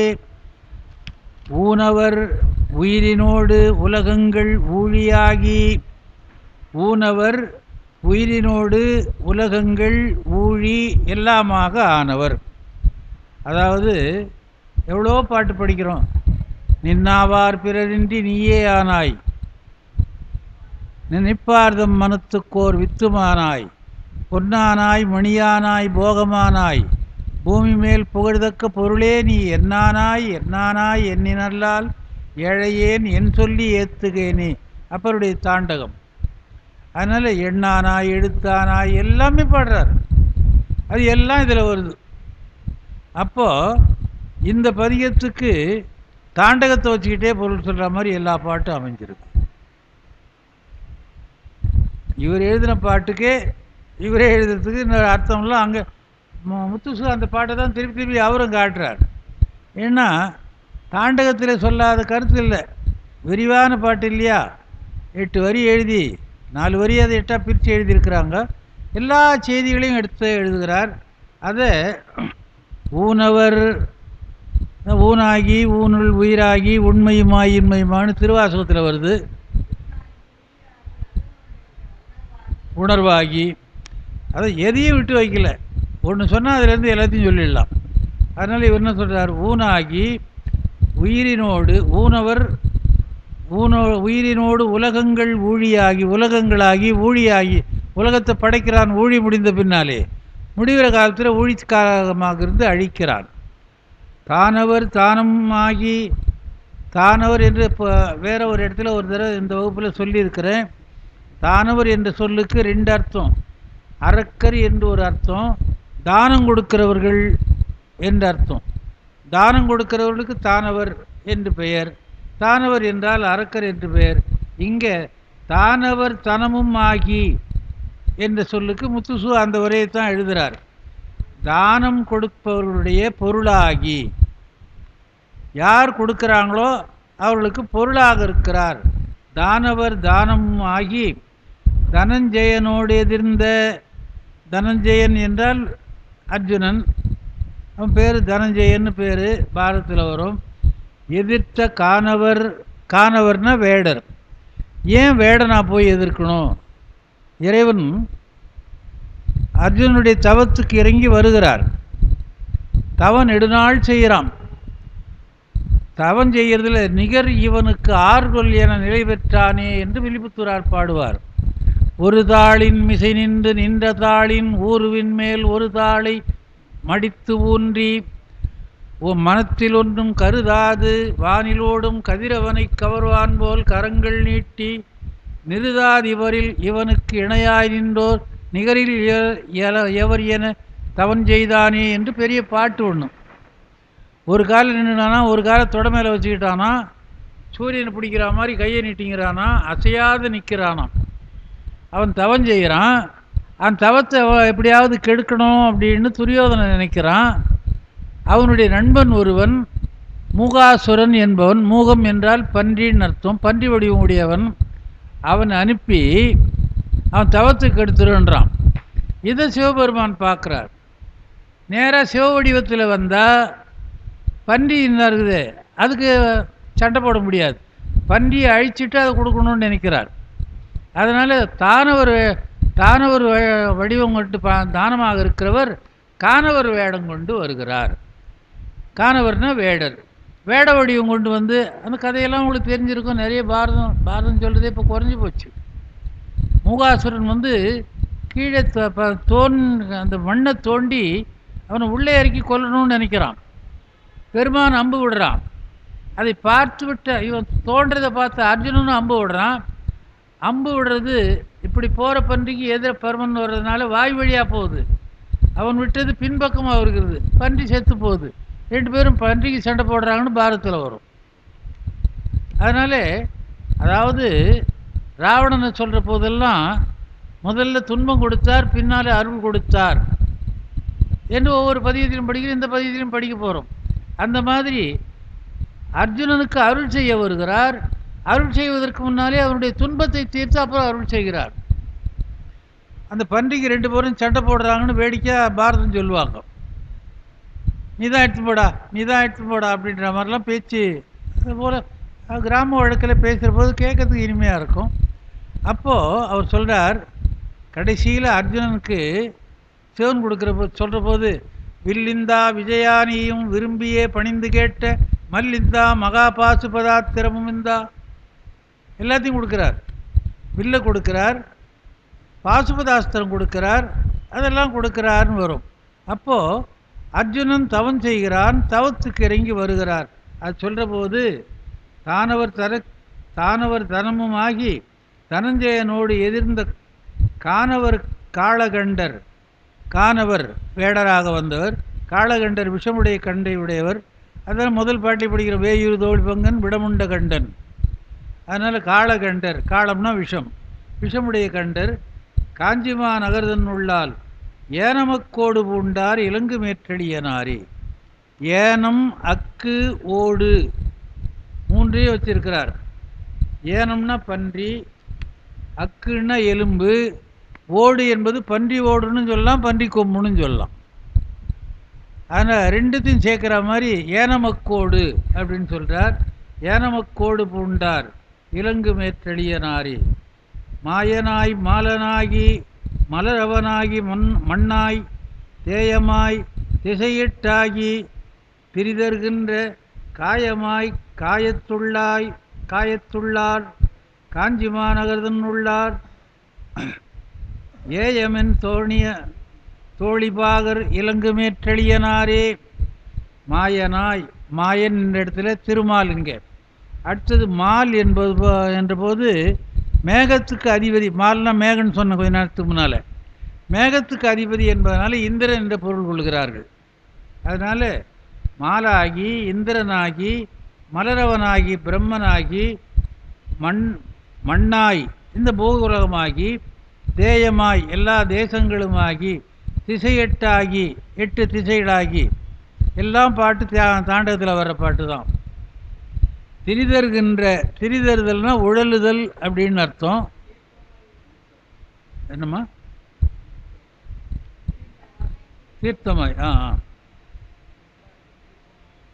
தீர்த்தமாய் திசையிட்டாகி திரிதருகின்ற காயமாய் காயத்துள்ளார் காஞ்சிமா நகர்தன் உள்ளால் ஏயமென் தோழிபாகர் இலங்கு மெற்றெளியனாரே. தோழிபாகர் உமையொரு பாகன் அப்படி இருக்கிற பெருமான் திருமேற்றெளியிலே இருக்கிறார் என்று சொல்லுகிறார். அதுக்கப்புறம் மண்ணினை உண்டமாயன் தன்னை ஓர் பாகங்குண்டார். முன்ன சொன்னது வேற மாற்றி சொல்கிறார். மண்ணினை உண்டமாயன் திருமால் மண்ணை தின்று தன் வாயினில் உலகம் வளர்வதெல்லாம் காட்டி என்று ஒரு அருமையான பாட்டு. திருமால் கண்ணனை பற்றி பாடுற பாட்டு. மண்ணினை உண்டமாயன் தன்னை ஓர் பாகங்கொண்டார் பண்ணினை பாடியாடும் பத்தர்கள் சித்தம் கொண்டார். அதாவது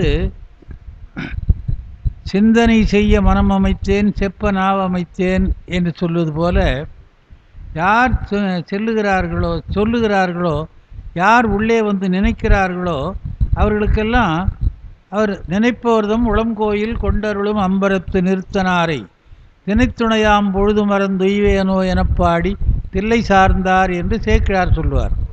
இறைவன் தன்னை யார் நினைக்கிறார்களோ அவர்கள் மனத்துள்ளே இவன் போயிருக்கிறான்.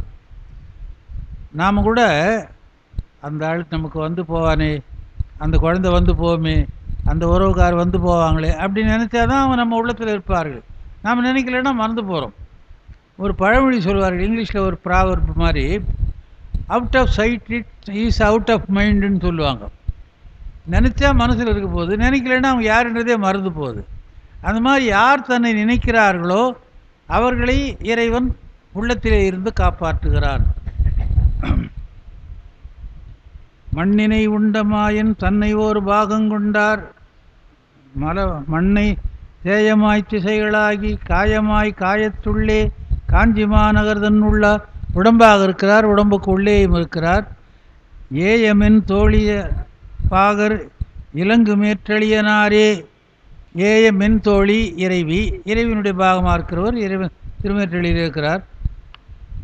திருப்பிரி படிக்கிறனா? மண்ணினை உண்டமாயன் தன்னை ஓர் பாகங்கொண்டார் பண்ணினை பாடியாடும் பக்தர்கள் சித்தங்கொண்டார் கண்ணினை மூன்றும் கொண்டார். கண் இணை என்று அல்ல, கண் அந்த கண்ணை என்ற அர்த்தம். கண் இணை என்பது சாரியாக வந்தது. கண் 3 இணை கிடையாது இல்லையா, 3 கண் தனித்தனி தானே. கண் மூன்றும் கொண்டார், கண்ணை 3ஆக கொண்டவர், 3 கண்களை உடையவர். காஞ்சிமா நகர்தன் உள்ளார் எண்ணினை எண்ண வைத்தார் இலங்கு மேற்றெளியனாரே. எண்ணானாய் எழுத்தானாய் என்றெல்லாம் வருவதனால எண்ணினை எண்ண வைத்தார், எண்ணாக இருந்து அதை நினைக்க வைக்கிறார். இலங்கு மேற்றெளியனார்.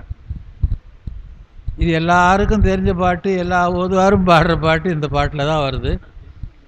செல்வியை பாகங்கொண்டார் சேந்தனை மகனாக் கொண்டார் மல்லிகை கண்ணியோடு மாமலர் கொன்றை சூடி கல்வியை கரையிலாத காஞ்சி மாநகர்தன் உள்ளால் எல்லியை விளங்க நின்றார் இலங்கு மேற்றெளியனாரே. பொருள் உங்களுக்கு தெரியும். செல்வியை பாகங்கொண்டார், சேந்தனை மகனாக் கொண்டார்.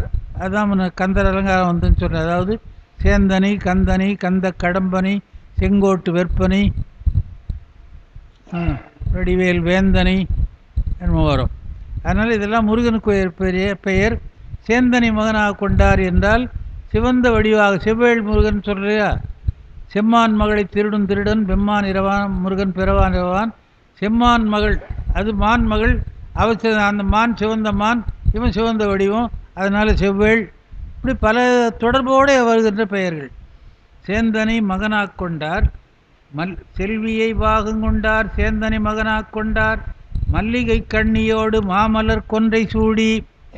கண்ணி என்பது தலைமாலை, தலையே நீவலங்காய் தலைமாலை தலைக்கணிந்து கண்ணி சூடி அப்படிலாம் வரும். மல்லிகை கண்ணி சூடி, கண்ணியோடு மாமலர் கொன்றை சூடி, இறைவனுக்கே உரிய அடையாளப்பூ கொன்றைப்பூ. அந்த கொன்றை மலரை சூடிக்கொண்டு, அந்த கொன்றை மலர் கிடைக்க நிறைய பார்க்குறத விட சரக்கொன்றை மலர் நிறைய பார்க்குறோம். மஞ்சள் நிறமாக கொத்து கொத்தாக வருது, காய் தொங்க நீள. ஐயங்குளத்தில் நிறைய அந்த கோயில் பக்கத்தில் இருக்கும், குளத்து பக்கத்தில் அந்த மரம், அந்த காய் ஒடிஞ்சு போய் குளத்தில் விழும். எங்கள் தொழிலில் அந்த இருப்பாணின்னு ஒன்று பாவு அடிக்கிறதுக்கு இருக்கும். டே இருப்பாணி குளத்தில் மிதக்குதுரா, போய் எடுத்தாடாது, வீட்டில் காணோன்னு தண்ணியை அப்படி அப்படின்னு சொல்லுவாங்க. இருப்பாணி மாதிரியே நீட்டாக இருக்கும் காய். அந்த சரக்கொன்றை மரம் தான் நிறைய கிடைக்கிதே தவிர கொன்றை இப்போ கொஞ்சமாக தான் கிடைக்குது. நம்ம ஓணகானந்தளிக்கு போனால் சரக்கொன்றை எவ்வளோ வேணாலும் உடச்சிக்கிட்டு வரலாம். இன்றைக்கி ஒவ்வொரு நாளைக்கும் நிறைய பூக்குது அந்த கோயிலில். ஏகாம்பரனார் கோயிலில் கொண்டாந்து வச்சுருக்குறாங்க. அது சரியாக வளரல, வருது அவ்வளோ அளவுக்கு வரல. அதனால் மல்லிகை கண்ணியோடு மாமலர் கொன்றை சூடி கல்வியை கரையில்லாத காஞ்சிமா நகர்தன் உள்ளால். இந்த வார்த்தையை தான் ஓதுவார்கள் தப்பு பண்ணுறாங்க, நாம் தப்பு பண்ணுறோம். கல்வியை கரையில்லாத என்று தான் அவர் பாடினார், நாம் கல்வியில் கரையில்லாத அப்படின்னு பாடிக்கிறோம். அவர் தப்பாக பாடிட்டார் அப்பர் சுவாமிகள், நாம் திருத்தி பாடிக்கலாம். கல்வியை என்பது இது இலக்கணம் சொல்ல வேண்டியது, ரெண்டாம் வேற்றுமை உருபு. ஆனால் ஐந்தாம் வேற்றுமை பொருளில் வரும். ஒரு வேற்றுமை வர வேண்டிய இடத்திலே வேறொரு வேற்றுமை வந்தால் உருபு மயக்கம் என்று ஒரு இலக்கணம் இருக்கிறது. நல்லா இலக்கணமாக பேசிட்டு போ அப்படின்றது தான் இப்போ தெரியுதே தவிர இலக்கணம் தெரியல. இலக்கணம்னா என்னான்னு தெரியாதே எம்ஏ படிச்சுட்டாங்க இப்போல்லாம். ஏன்னா பிஹெச்டியே வந்துட்டாங்க. இதுக்கு மேலே யார்? அப்போ அவர் போய் இலக்கணம் கேட்டால் சொல்லணும்ல. ஆ ஆ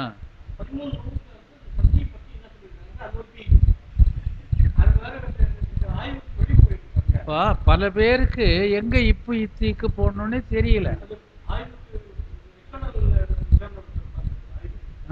ஆமாம்.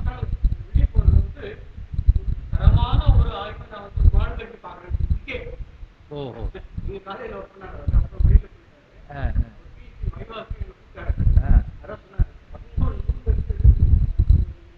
அதாவது இப்போ ஆட்டுக்கால்னா இக்கு போடணுன்றது தெரியல. பலாப்பழம்னா பலாப்பழம் அப்படின்னு எழுதுகிறாங்க. பொதுவாக விதியில் வர்றது வேறு, நன்னூலில் சுருக்கமாக ஒரு வார்த்தை சொல்லுகிறார். இயல்பினும் விதியினும் நின்ற உயிர்முன் காசா தாப்பா மிகும் அப்படின்னு ஒரு இலக்கணம். அதாவது பதம் சொல்கிற போது விதி இரு இயல்பு இரு என்று ரெண்டு சொல்லுவார்கள். இப்போ நான் சொன்னது தான். பலா பழம் வந்து சேருது. பலா என்பது இயல்பான பெயர். அங்கே பழம்னு வர்றதுனால பாவுக்கு பா இப்பு சேரும், அது இயல்பீருன்னு பேர். ஆடு ப்ளஸ் கால் அப்படின்னு எழுதுனா ஆடு என்பது ஆடு கால்னு எழுதக்கூடாது, ஆட்டுக்கால். இப்போ தமிழ்நாடு அரசுன்னு எழுதுறதே தப்பு, தமிழ்நாட்டு அரசுன்னு தான் எழுதணும். இந்த இலக்கணத்தை யார் போய் அங்கே சொல்லிங்கிறது? பொதுவாக தமிழாசிரியர்கள் அத்தனை பேரும் தப்பு எழுதுறது சந்திப்பிழை தான். எங்கே சந்தி வருதுன்னே தெரியல. அவங்க அதை சந்திச்சிருந்தா தானே. அது இலக்கணத்தை சந்திக்காதையே பரீட்சை எழுதி பாஸ் பண்ணிட்டு வந்தவங்க. அதுவும் மறைந்த முதல்வர் முதல்வர் அவர் பண்ண கூத்து, 12 பேப்பர் வச்சுட்டு ஒன்று ஒன்றா எழுது பீலிட்டுன்னு பீலிட்டு. அவர் பண்ண கூத்து இன்னைக்கு தேசமெங்கும்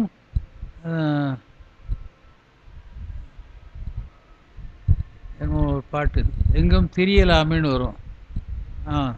குட்டுதற்கோ பிள்ளைப்பாண்டியன் இங்கில்லை, குறும்பி அளவாய் காதை குடைந்து தோண்டி எட்டினமட்டு அறுப்பதற்கோ வில்லி இல்லை, இரண்டொன்றாய் முடிந்து தலை இறங்கப் போட்டு வெட்டிதற்கோ கவி ஒட்ட கூத்தனில்லை, விளையாட்டாய் கவிதைதனை விரைந்து பாடி தெட்டுதற்கோ தேசமெங்கும் புலவர் உண்டு, தெருவெங்கும் புலவர் என திரியலாமே அப்படின்னு ஒரு பாட்டு. அந்த காலத்தில் அரங்கேற்றம் இல்லாத ஒரு நூல் வெளியே வராது. நாம் எழுதுனா அச்சு போட்டால் நூல், அதில் இருக்கிற தப்பை படித்து எவன்டா எழுதுனான்னு தலையில் நாம் குட்டிக்க வேண்டியதாக இருக்குது. அப்போ என்ன பண்ணுவாங்களாம், குட்டுதற்கோ பிள்ளைப்பாண்டியன் இங்கில்லை. ஒரு பாட்டு எழுதி போய் அந்த பிள்ளைப்பாண்டியன்ட்டு காட்டினா பிடிச்சி குட்டுவானாம். குட்டினா அதோட எவ்வளோ வெரிசி எவ்வளோ வீங்குமோ தெரியாது. இது மாதிரி பாட்டு எழுதக்கூடாது கூட எழுதுருவான். குட்டுதற்கோ பிள்ளைப்பாண்டியன் இங்கில்லை, தலை இரண்டொன்றாய் இறங்க போட்டு வெட்டுதற்கோ கவி ஒட்ட கூத்தன் இல்லை. ரெண்டு தலையை ஒன்றா போட்டு தப்பு காட்டு பாட்டாக எழுதுறேன்னு ரெண்டு தலையும் வெட்டி விடுவாராம். அப்படி நிறைய அந்த பாட்டில் சொல்லுது. இது வேறு குறுக்க சொல்கிறாங்க. அதனால் யார் ஒன்றாலும் பாடலாம், யார் ஒன்றாலும் நூல் எழுதலாம். அவங்க எழுதுறது நூல், அவ்வளோதான். நான் படித்து வரைக்கிறது தலை எழுத்து. இல்லைன்னா கொளுத்தி போடணும். அதை கீழே போட்டால் கூட யாருன்னா படித்து கெட்டு போடுவாங்க, கொளுத்தி போட்டுடணும். அதனால் அந்த எய் போட்டார். ரெண்டாவது வேற்றுமை இல் என்ற அஞ்சாவது வேற்றுமை உருவு வரணும். உருவு மயக்கம் என்பதனாலே வரலாம். இந்த உருவு மயக்கத்தை ஒரு கல்வி பக்கத்தில் இருந்தார்ன்றதுக்காக காட்டுறார் மாதிரி இருக்குது. கற்பனையாக சொல்கிறேன் நான்.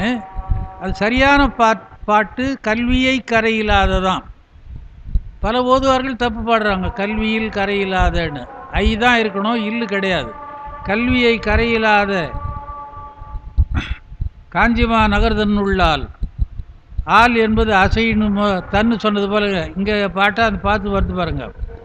கச்சி தன்னுள் அடுத்த பாட்டில், கடைசி பாட்டிலையும் கச்சி தன்னுள் ஆள் இல்லாத வருது பாருங்க. தன்னுள்ளால்னு இதில் இருக்குது, தன்னுள் அப்படின்னு ரெண்டு பாட்டில் வருது பாருங்க. அதுதான் கடைசியில் சொல்ல வேண்டிய பொருள், முதல்ல இருந்து கொள்ள வேண்டிய பொருள்.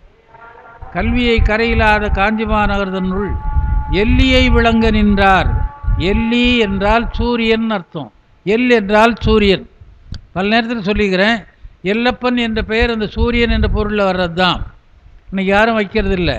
ஆனால் எல் என்ற பொருளுக்கு பெயருக்கு இருட்டு என்று ஒரு அர்த்தம்.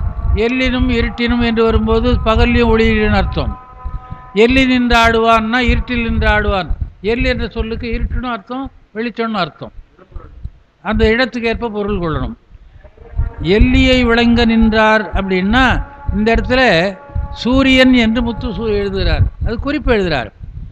அருக்கனாவான் அறநூறு அல்லனோ அப்படின்னு ஒரு தேவாரம், அப்பர் தேவாரத்தையே காட்டி சூரியன் சிவபெருமானுடைய வடிவம்.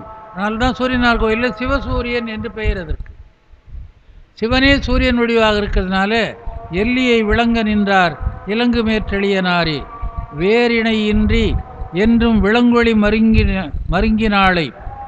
வேறு இணையின்றி ஓமை சொல்ல முடியாதவளாக இருக்கிறாளாம் ஓமை அவள். அது எதில் ஓமை சொல்ல முடியாதவள்? மருங்குனா இடுப்பு. இந்த சில ஓவியங்களில் சித்திரங்களில் பார்த்தா மேலே மார்பிலிருந்து அகன்று வந்து இடை வரும்போது ரொம்ப சுருங்கி பின்னால் விரியும். அதுக்கு இணை சொல்ல முடியாதபடி இருக்கிறாள் உமாதேவி என்று சொல்லுகிறார். வேறு இணையின்றி என்றும் விளங்கு ஒளி மருங்கினாளை. மருங்குனா இடை, இடுப்பு, இடுப்புடையவளை கூறியல் பாகம் வைத்தார். கூறுகின்ற இயல்பான பாகத்திலே ஒரு பக்கத்திலே வைத்திருக்கிறவர். கோளரா மதியம் வைத்தார். கோள் அரா கொள்ளுகின்ற பாம்பு, மதியம் சந்திரன், சந்திரனையும் பாம்பையும் சடையிலே வைத்தார். ஆறினை சடையுள் வைத்தார், அதையும் சொல்லிட்டார். அணிபொழில் கச்சி தன்னுள் ஏரினை ஏறும் எந்தை இலங்கு மேற்றெளியனாரே. இங்கே தான் தன்னுள் அப்படின்றார். அதுதான் முதல்ல இருந்து பாட்டுக்கு அர்த்தமே. உள்ளால் என்றால் உள்ளே, தன்னுள், கச்சி தன்னுள். அதனால் அணிபொழில் கச்சி தன்னுள் ஏரினை ஏற வந்தார் இலங்கு மேற்றெளியனாரே. கடைசி பாட்டு. தென்னவன் மறையெடுக்கச் சேழரை நடுங்கக் கண்டு மன்னவன் விரலால் ஊன்ற மணிமுடி நெறிய வாயால் கண்ணலின் கீதம்பாட கேட்டவர் காஞ்சி தன்னுள் இன்னவர் கருளிச் செய்தார் இலங்கு மேற்றளியனாரே. அந்த பாட்டிலையும் தன்னுள் என்று வருகிறது. நகர் தன்னுள்ளால் கிடையாது, நகர் தன்னுள் என்று தான் பொருள். இதுதான் முதல் பாட்டிலேருந்து வரணும். பாட்டு இசை நோக்கி அப்படி வந்தது, அது அசை என்று சொல்லிவிட்டார். அது தெரியாமல் பொருள் சொல்லக்கூடாதுன்றதுக்காக கடைசியில் அவரே சொல்லி காட்டிடுறார் நமக்கு. தென்னவன் மலை எடுக்க, ராவணனுடைய வரலாறு எல்லாருக்கும் தெரியும். சேயிழை நடுங்க, சேயிழை ஆராய்ந்த, இழைனா ஆபரணம்னு அர்த்தம். சேயிழை ஆராய்ந்த ஆபரணங்களை அணிந்த அல்லது சிவந்த ஆபரணங்களை அணிந்த உமாதேவி நடுங்கக் கண்டு அவள் அச்சப்பட்டு இறைவனை தழுவினாள். மன்னவன் விரலால் ஊன்ற, இது எல்லாருக்கும் தெரிஞ்சது. மணிமுடி நெறிய, அவன் காலால் ஒரு விரலால் ஊன்றினார். கலங்கி கச்சியே கம்பவோ என்றான். அப்புறம் எல்லாம் வாளும் கொடுத்தார் நாளும் கொடுத்தார்னு பார்க்குறோம். கேட்டவர் கண்ணலின் கீதம் பாட. இங்கே ராவணேஸ்வரன் வாகனத்தை பார்த்துருப்பீங்க. 9 தலையில் தான் இருக்கும், ஒரு தலை கீழே யாழில் வச்சுருப்பான்.